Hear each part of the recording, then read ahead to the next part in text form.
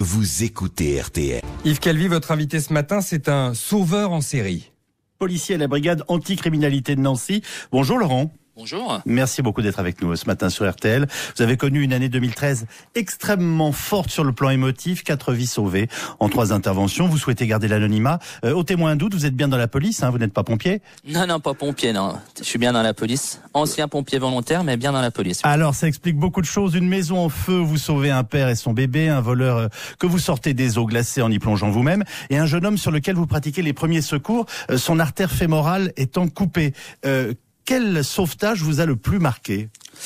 Le sauvetage qui m'a le plus marqué, ça va être le sauvetage au niveau de l'eau, la personne qui se noyait, parce que je pense que c'est celle où je me suis mis le plus en danger, parce qu'on avait des eaux qui étaient vraiment froides, donc et puis un fort courant, donc c'est là où je pense que je me suis mis le plus en danger, et la personne qui vraiment, pour moi, partait le plus au niveau qui coulait, donc c'est impressionnant. Sauver 4 vies en une année, ça n'arrive pas à tout le monde. Comment expliquez-vous ça? Vous êtes au bon endroit au bon moment? Oui, voilà, c'est ça, au bon endroit au bon moment. Bon, nous en bac, on est toujours sur la voie publique, donc ça accentue nos chances aussi d'avoir ce genre d'intervention, donc c'est le coup de chance, comme on dit. Ouais. On parle évidemment beaucoup de vos exploits, c'est le cas ce matin sur la première radio de France. Est-ce que ça change le regard des gens autour de vous? Au niveau des amis, de la famille, c'est une grande fierté de voir ce qu'on effectue tout au quotidien. Après, sinon, les gens me connaissent, ils savent comment je suis. Moi, je suis beaucoup, j'aime bien les gens, donc c'est pour moi quelque chose de naturel, on va dire. Vos collègues, comment réagissent-ils? On vous félicite, parfois on se moque un peu de vous, comment ça se passe? Ouais, il y a des collègues qui félicitent, on se fait beaucoup chambrer aussi, faut pas se leurrer, parce qu'on a quand même de la bonne humeur, donc mais ils sont assez fiers aussi. Ouais. Je suis très frappé depuis le début de cet entretien, vous dites « on » pour parler de sauvetage que vous avez fait vous-même. C'est Laurent qui a sauvé ses vies. Non, c'est pas Laurent, c'est Xavier, c'est Alban, c'est Ramon, on est plusieurs. Moi, je suis pas tout seul, on n'est pas comme aux États-Unis. Moi, j'interviens en équipe, c'est ce qui permet justement d'effectuer ces sauvetages. Quand on saute dans l'eau, on sait que j'ai mes copains derrière.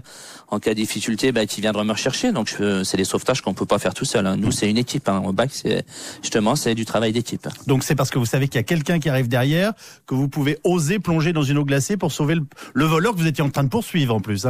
Ouais, tout à fait. Ouais, c'est vraiment, on sait qu'ils sont derrière. S'il y a un souci, ils viennent nous chercher. Donc, on travaille tout en sécurité. On n'est pas des cow-boys. On saute pas dans l'eau comme ça. Sans être sûr de pouvoir remonter. On a une vie de famille, on espère rentrer le soir vivant. Et les victimes dans tout ça, ceux dont vous avez sauvé les vies, un ado, un papa et son bébé, un fuyard, vous les avez revus? On a revu le papa avec son bébé de 6 mois qui a grandi maintenant, donc on les a revus avec France 3 et sur des tournages, donc ça a fait plaisir de les revoir. Ils étaient contents de nous revoir aussi, donc c'est touchant de revoir le papa avec son petit bébé. Oui. Comme je vous l'ai dit, nous ne sommes pas très nombreux, Laurent, à savoir ou à pouvoir sauver des vies. J'aimerais savoir ce que l'on ressent après un acte ou un geste de cette nature.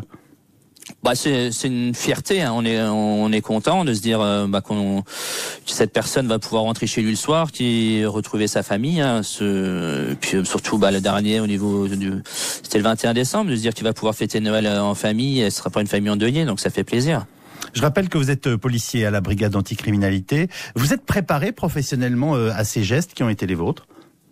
Je parle de ceux du sauvetage, on s'est bien compris. Oui, bien sûr. Donc c'est des gestes, moi, comme je vous ai expliqué personnellement, moi j'étais pompier volontaire étant plus jeune, donc c'est des gestes que j'ai beaucoup travaillé. Et par la suite, en école de police, on passe ce qu'ils appellent la FPS, le premier secourisme. Donc c'est des gestes qu'on a travaillé en début de carrière, on va dire. Et vous vous rendez bien compte que c'est pas l'image habituelle qu'on a de nos policiers? J'espère que vous avez une bonne image de nous quand même, mais c'est sûr que nous, la police reste quand même au service du public. On est là pour protéger les gens, et c'est ce que font tous les collègues de France aussi tout le long de l'année. Ça arrive tout le temps aussi. Votre hiérarchie vous a félicité? Oui, bien sûr. Oui, on a été reçus par notre directeur adjoint dans la semaine dernière, qui nous a félicités avec notre patronne aussi. Donc c'est vrai que ça fait plaisir. J'aimerais vous poser une question d'actualité. Depuis le 1er janvier, policiers et gendarmes portent sur leur uniforme ou leur brassard un matricule, un numéro d'identification individuelle. Qu'en pensez-vous? Je pense que c'est beaucoup d'argent qu'on aurait pu investir dans autre chose, notamment chez nous, dans notre bureau, par exemple. Mais bon, après, c'est comme ça.